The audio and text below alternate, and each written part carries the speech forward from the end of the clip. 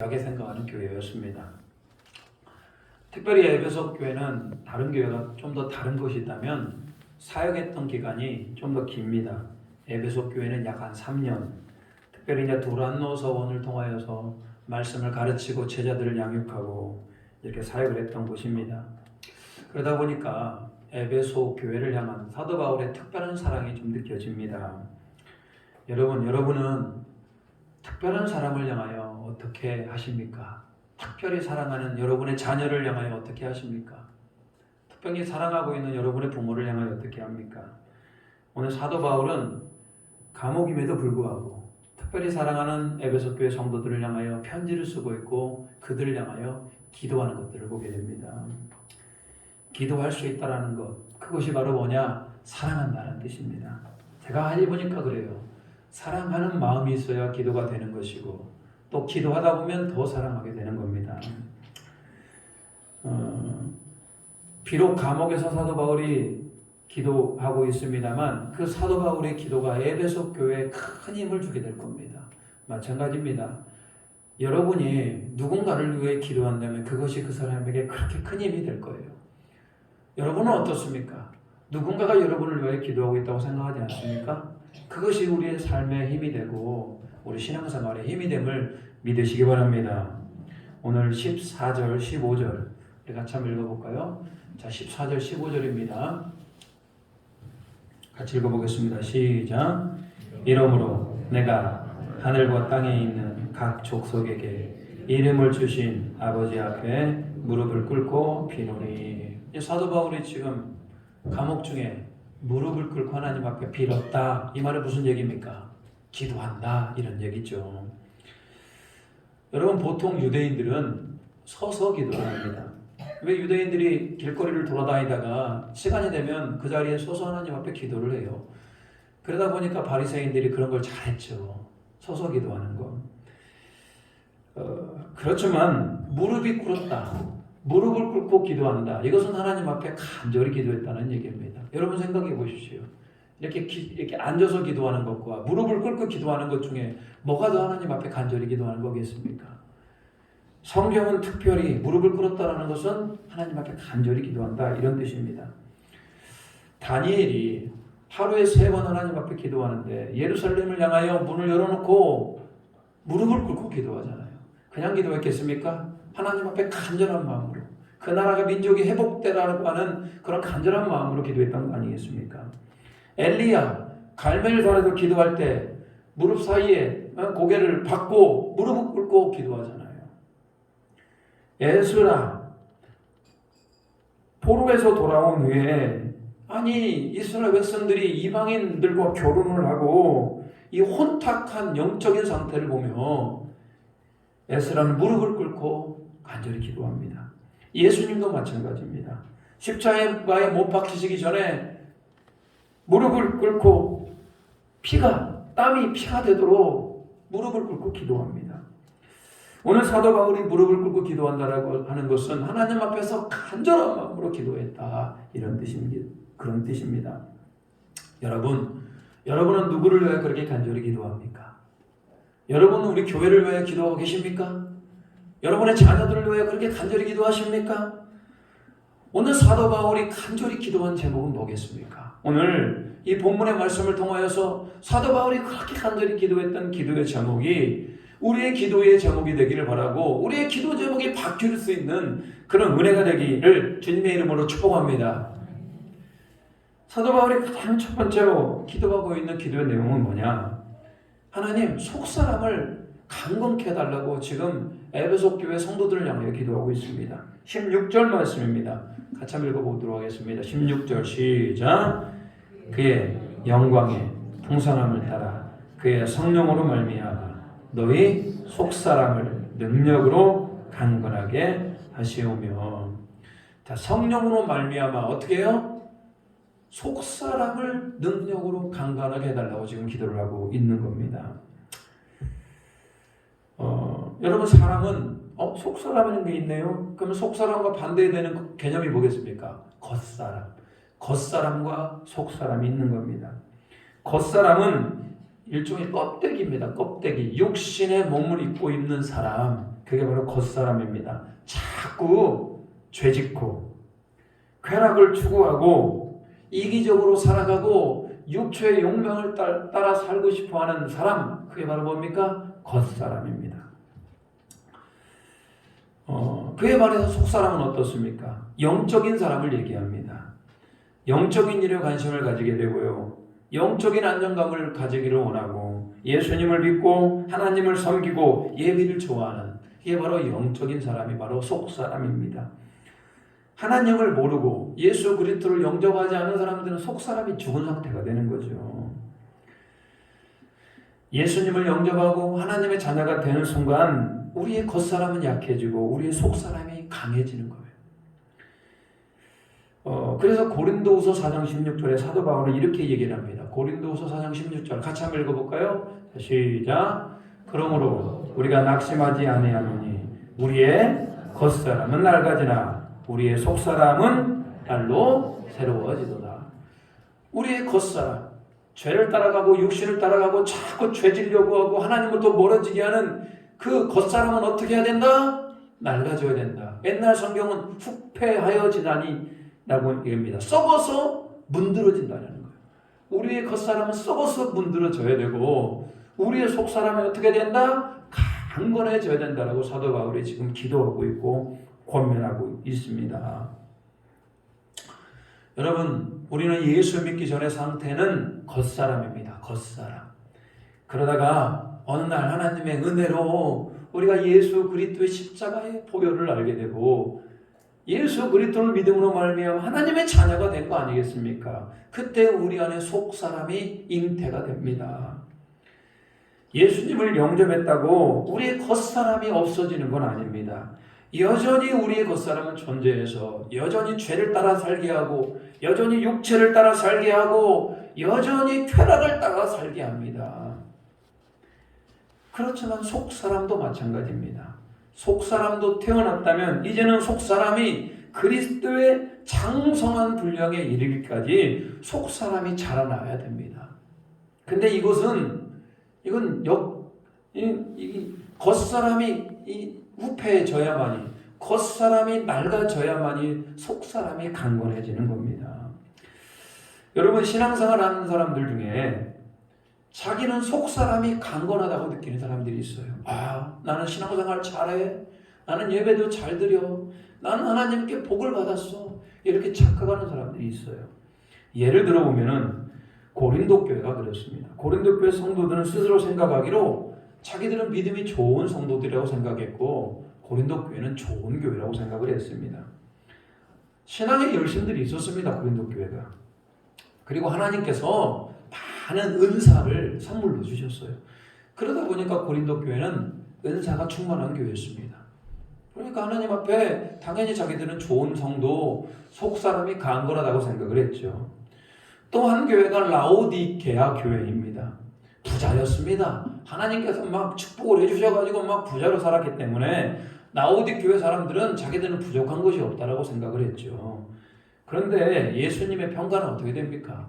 그 고린도 교회를 향하여 뭐라고 얘기합니까? 너희는 어린아이와 같은 신앙이라고 얘기를 하고 라오디게아 교회를 향하여 뭐라고 얘기합니까?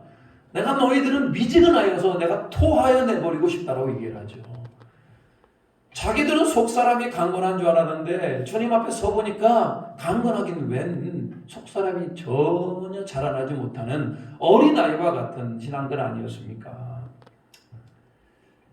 여러분의 속사람은 어떻습니까? 예수 그리스도를 처음 영접하고 알았을 때 우리 안에 속사람이 잉태가 됩니다.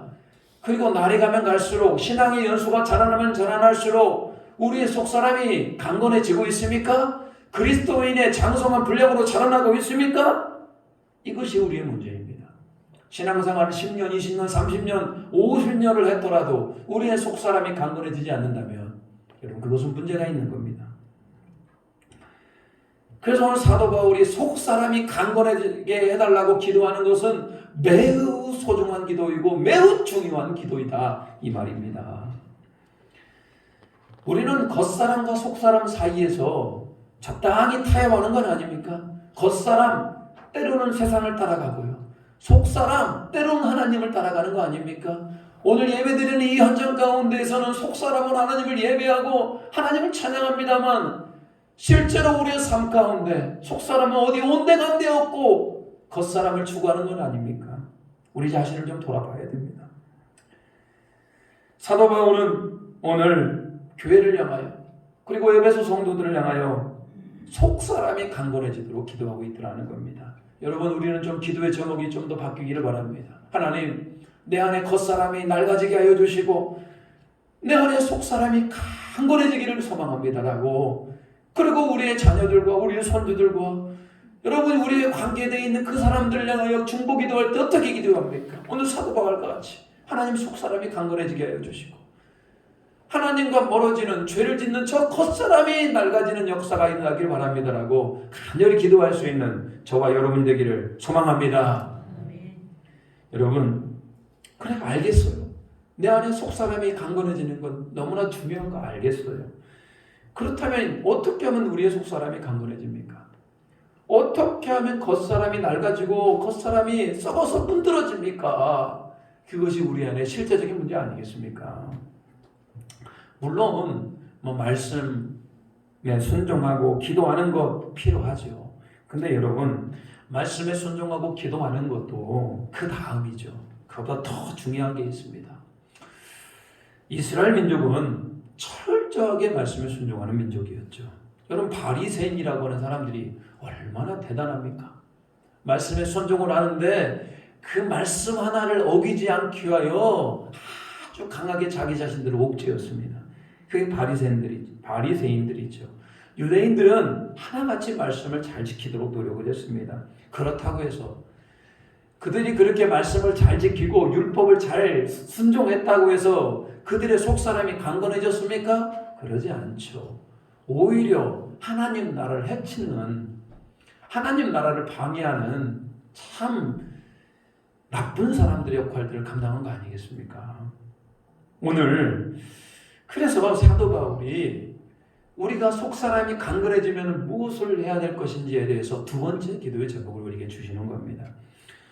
자, 에베소 교회를 향한 두 번째는 뭐냐? 오늘 본문에 오늘 설교의 주제와 같습니다. 예수를 더 알기를 원합니다라고 지금 기도를 하고 있는 겁니다. 18절 한번 읽어볼까요? 18절입니다.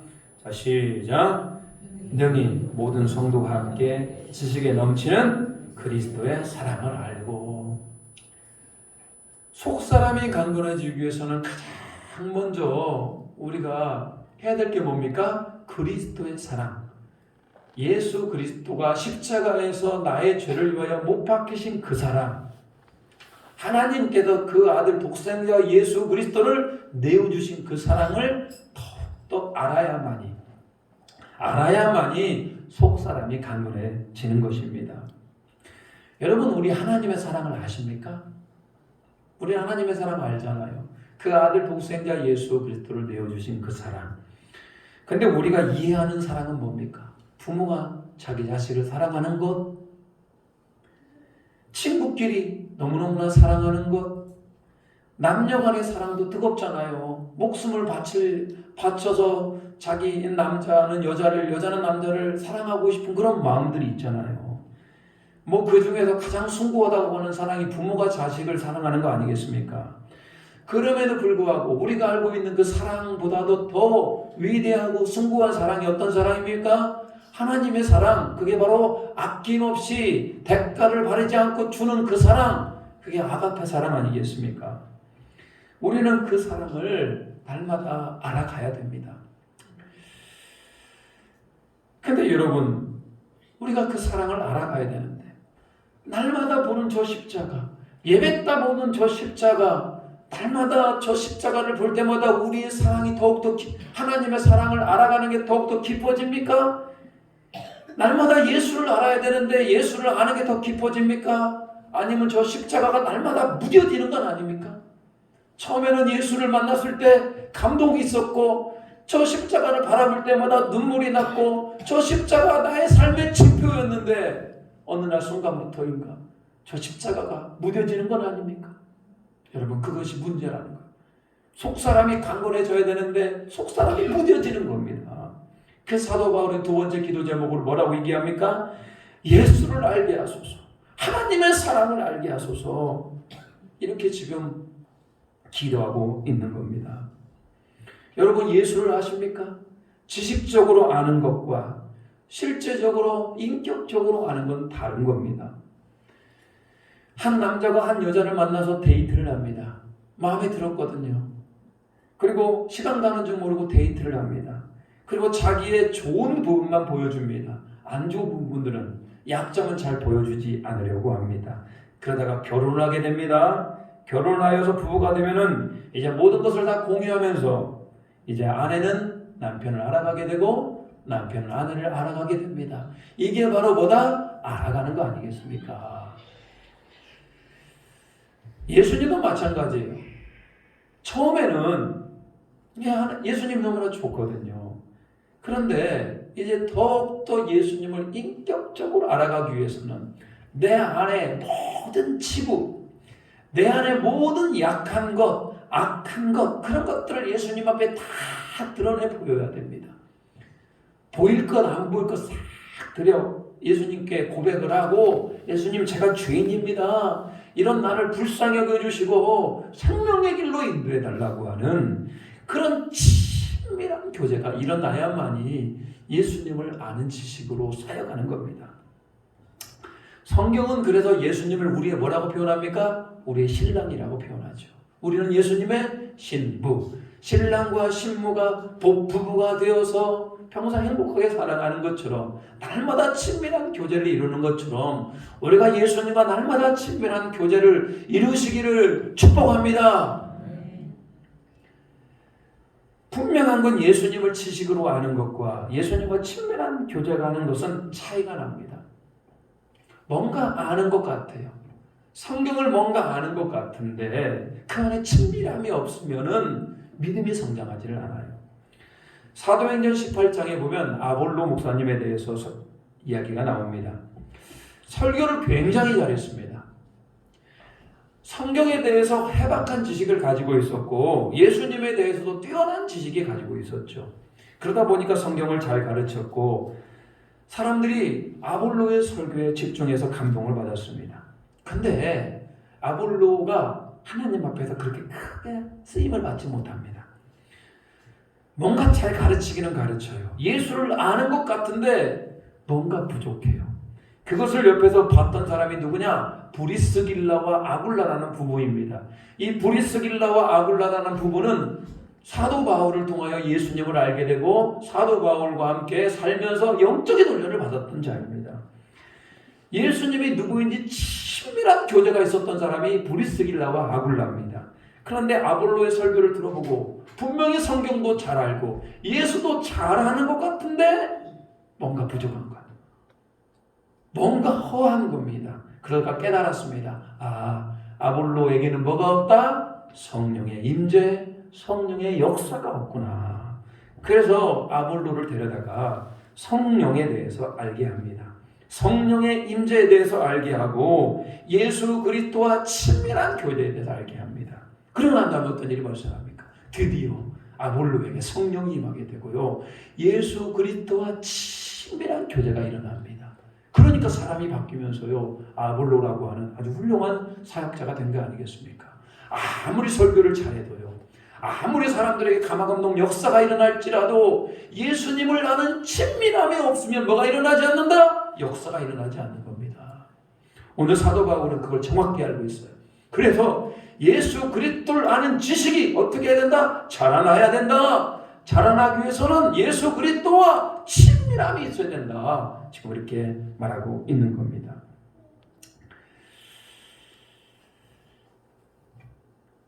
여러분, 착각하시면 안 됩니다. 그 사람이 착하다고, 그 사람이 성실하다고, 그 사람이 예수님과 친밀한 건 아닐 수 있습니다. 그 사람이 인격이 좋다고 그 사람과 친밀한 것이 아닐 수가 있습니다. 원래 태어나기를 인격이 좋게 태어나고 원래 착하게 태어났는지 어떻게 합니까? 진짜 예수님의 사람, 진짜 예수님과 친밀한 사람은 자기가 죄인인지를 압니다. 나는 죄인입니다. 나는 교만한 자입니다. 그리고 그 사람이 변하게 되어 있는 겁니다. 우리가 삶이 변하지 않는 이유, 그것은 뭐냐? 예수님과 친밀한 교제가 없기 때문에 그렇더라는 겁니다. 자, 오늘 사도 바울이 그렇게 기도했던 것처럼 우리 안에 친밀한 예수님과 교제함으로 말미암아 예수님을 더 알아갈 수 있는 저와 여러분 되기를 주님의 이름으로 축복드립니다. 찬송가 453장에 보면 예수도 알기 원해라는 찬양이 있어요. 이 찬송가의 가사는 미국계 히윗이라는 여성이 지었습니다. 그녀는 온전한 상태에서 이것을 지은 것이 아니고요. 척추를 다쳐가지고 오랜 기간 병상에서 침대 생활을 하게 됩니다. 오랜 시간 누워서 몸이 아픈 상태에서 하나님 앞에 찬송가의 가사를 썼습니다. 자, 그녀가 읽었던 말씀이 뭐냐? 베드로후서 3장 18절입니다. 우리 같이 한번 읽어볼까요? 자, 베드로후서 3장 18절입니다. 시작. 오직 우리 주 곧 구주 예수 그리스도를 아는 지식에서 자라가라. 영광이 이제와 영원한 날까지 그에게 있을지어다. 이 베드로후서 말씀, 그를 아는 지식에서 어떻게 하라고요? 자라가라. 오늘 이 베드로후서의 말씀과 오늘 에베소서의 기도문과 상당히 일치가 있잖아요. 겹치잖아요. 예수님을 아는 지식에서 어떻게 하라? 자라가라. 그래서 이 감동을 받습니다. 이 말씀을 통해서. 그래서 병상 중에 있고 몸이 아픈 상태에서도 하나님, 내가 예수를 더 알기를 원합니다. 어렵고 힘든 상태입니다. 어떻게 보면 사람들은 자기를 하나님께 저주를 받았다라고 얘기할지 모릅니다. 그런 와중 가운데서도 예수를 더 알기 원합니다라고 그렇게 찬양의 가사를 썼습니다. 예수도 알기 원하네 크고도 넓은 은혜와 대속해 주신 사랑을 간절히 알기 원하네 내 평생의 소원 내 평생의 소원 대속해 주신 사랑을 간절히 알기 원하네. 여러분, 이 히윗이라는 여성의 고백이 저와 여러분의 고백이 되길 바랍니다. 십자가를 바라볼 때마다 감동이 막 사라져. 한때는 저 십자가를 바라볼 때마다 눈물을 흘리고 예수님의 가마감동 역사가 일어났는데 오늘 날부터 무뎌져요. 그렇다면 오늘 여러분 꼭 그렇게 기도하시기 바랍니다. 하나님, 예수를 더 알기를 원합니다라고. 2절의 가사는요, 성령이 스승 되셔서 진리를 가르치시고 거룩한 뜻을 깨달아 예수를 알게 하소서. 아볼로는 예수를 가르치는 선생이었고 설교를 하는 사람이었는데도 불구하고 예수를 아는 게 부족했습니다. 예수를 아는 친밀함이 부족했습니다. 그런데 성령님의 역사가 일어나니까 아볼로가 예수님을 더욱더 친밀하게 교제가 일어나고 예수님을 더욱더 알아가잖아요. 오늘 성령이 스승 되시고 성령이 진리 되시고 성령이 거룩한 뜻을 깨달아 우리 안에 예수를 알아가고 닮아가고 이것이 우리 평생의 소원이 되기를 주님의 이름으로 축복합니다. 제가 아는 목사님 강대상에 문구가 적혀 있습니다. 평생 목회의 방향입니다. 예수를 더 알기 원합니다. 너무 멋있는 것 같아요. 저도 목회하면서 평생 예수님을 날마다 더 알아가기를 소망합니다. 저뿐만이 아니라 여러분도 그렇게 사셔야 돼요. 날마다 예수를 더 안다? 이것만큼 큰 복이 어디 있겠습니까? 자, 그런가 하면 사도 바울이 마지막으로 속사람이 강건해지기를 위해 기도하고 두 번째로는 속사람이 강건해지기 위해서 예수를 알아가기를 위하여 기도하지 않겠습니까? 그렇게 예수를 알아가기 위한 사람들이 모인 게 우리 공동체 아니겠습니까? 마지막 기도의 제목은 뭡니까? 이렇게 교회의 영광을 위하여 기도하더라는 거예요. 21절 한번 읽어볼까요? 21절 시작. 교회 안에서와 그리스도 예수 안에서 영광이 대대로 영원 무궁하기를 원하노라. 아멘. 교회 안에서 그리스도 예수 안에서 뭐가? 영광이. 교회 안에 뭐가 가득하기를? 하나님의 영광이 가득하기를 위하여 기도하고 있습니다. 여러분, 교회가 어떤 곳입니까? 그냥 지나가는 사람들끼리 모여서 생긴 공동체가 교회입니까? 그러지 않아요. 교회는 예수의 핏값으로 세워진 교회입니다. 그래서 교회의 머리가 누굽니까? 예수님이시죠. 교회의 모퉁이 돌은요, 예수님이시잖아요. 그래서 여러분, 우리는 예수 그리스도의 믿음의 뿌리를 가지고 여러분 모인 것이 우리 교회 아니겠습니까? 그러다 보니까 하나님께서 가장 사랑하시는 그 예수의 보혈의 피가 이 교회 위에 깔려 있습니다. 그리고 하나님께서 가장 사랑하는 사람들끼리 모인 게 우리 교회 아니겠습니까? 하나님이 이 땅에서 가장 사랑하고 관심이 보이는 곳이 어디겠습니까? 교회입니다. 교회. 우리는 특별히 선택받은 자예요. 왜? 하나님께서 사랑하고 하나님께서 특별히 관심을 보인다.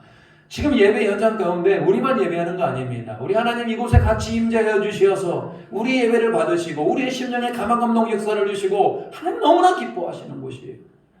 그렇기 때문에 여러분, 우리는 어떻게 해야 됩니까? 하나님 우리를 그렇게 기뻐하시고 하나님 우리 때문에 그렇게 즐거워하시는데 우리는 어떻게 해야 됩니까? 우리가 마음과 정성과 뜻을 다하여 하나님께 영광 돌리는 그런 교회가 되기를 소망합니다. 어떻게 해야 하나님께 영광을 받으십니까? 첫 번째는 두 가지만 좀 소개하자면, 하나님께서 가장 기뻐할 때는 언제이냐? 예배를 드릴 때입니다. 여러분, 예배는 뭡니까? 내가 하는 겁니까? 우리의 영과 혼과 육이 연합하여 하나님께 경배하는 거 아니겠습니까? 그래서 예배할 때는 여러분, 그냥 예배하는 것이 아니고 우리가 전심으로 하나님을 예배하시기를 소망합니다. 예배는 거룩하신 하나님 한 분만 높이는 것이고 철저히 하나님께서 우리의 주인 되심을 고백하고 설교자가 선포하시는 그 하나님의 음성을 들으시기 바랍니다. 거룩한 교회는 교회가 생겨난 2000년 동안 예배를 통하여 하나님께 무한 영광을 올려드렸습니다. 힘들고 어렵고 온갖 핍박 가운데에서도 예배를 멈추지 않고 하나님 앞에 드렸더라 이 말입니다. 그래서 우리 교회도 다른 걸 모르겠어요. 우리 교회가 아직 하지 않는 것들이 이 코로나19 상황이 너무나 많지 않습니까? 그래도 예배를 포기하지 않고 하나님 앞에 집중할 수 있는 우리 교회가 되기를 소망합니다. 아멘. 사실 여러분, 예배만 제대로 드려도요, 삶이 변화되는 겁니다. 어떻게 예배를 제대로 드려지는데 내 삶의 변화가 없습니까? 예배를 제대로 안 드리니까 그런 거 아니겠습니까? 코로나19 상황입니다. 한국 교회 위기라고 얘기합니다. 왜 위기입니까? 세상적으로는 경제적으로 힘들대요. 경제적으로 위기이고 소상공인들이 너무나 힘들고 사람들이 우울증이 와서 위기라고 얘기합니다. 근데 교회는요, 하나님 앞에서 제대로 예배가 안 드리니까 위기죠. 믿음이 자라나야 되는데 속사람이 강건해져야 되는데 그러지 못하니까 위기 아니겠습니까? 그래서 저는 여러분, 오늘 다시 한번 여러분에게 권면합니다. 코로나19 상황 가운데에서 우리가 전심으로 하나님을 예배하는 예배자가 되기를 주님의 이름으로 축복합니다. 아멘. 예배만 무너지지 않으면 우리는 살아납니다. 아멘. 그런가 하면요, 교회에서 영광을 받으시는 건 뭡니까? 하나님께서 뭐 할 때 영광을 받으셔요? 서로 사랑할 때 영광을 받으시더라는 거예요. 서로 사랑하는 거에 대해 할 말이 너무나 많습니다만, 여러분 서로 사랑해 보십시오. 만나면 헤어지기가 싫어요. 또 보고 싶고 그렇습니다. 믿는 성도들끼리 주일날 만나는 건 너무나 기쁜 겁니다. 당신 일주일 동안 어떻게 살았습니까? 어떤 하나님의 은혜가 있었습니까? 서로 은혜의 간증을 나누며 만나기를 기뻐하더라는 겁니다. 그리고 헤어지는 걸 그렇게 안타까워해요. 그렇게 하나님의 자녀들끼리 서로 사랑하는 것 얼마나 하나님 기뻐하십니까? 맨날 만나면 막 불편하고 막 허점만 보이고 막 교회 약점만 보이십니까?